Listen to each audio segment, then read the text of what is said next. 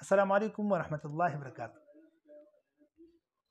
پروګرام یو منټ یو مسله ستاسو په خدمت کې زه بیا حاضر یم. سویل کوټ نه یو قاري صاحب مسلې ته پوښ کړی دی چې مفتی صاحب د روژې په حالت کې یو کس وده شولو او په خوب کې ورته احتلام وشو او غسل په واجب شو، نو د روژه د دې ماته شوله او کنه، او بیا دا دی که نه ماتېږي نو بیا د روژې په حالت کې د غسل څه طریقې کار دی، څنګه د وکړی شي؟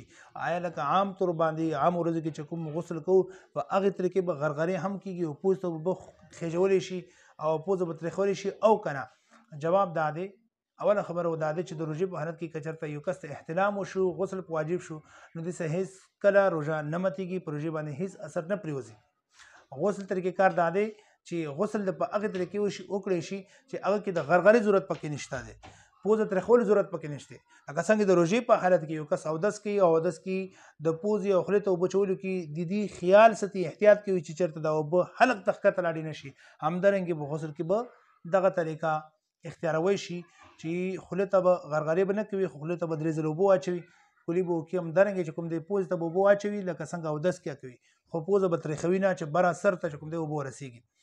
او بیا بعض خلک دا هم چې کوم دی تصور لري او دا خیال کوي چې د روژې په حالت کې غسل داسې وکړو او چې کله د روژه ماته کړه نو بیا غرغرې کول واجب دي. دا بالکل غلطه خبره دی، د دې خبرې هم هیڅ حقیقت نشته. بس چې کومې طریقه ما درته وښیله په دې طریقې د غسل وکړو نو غسل د وشولو او بیا د افطاري نه بعد دوباره د غرغرو کولو هیڅ ضرورت نشته.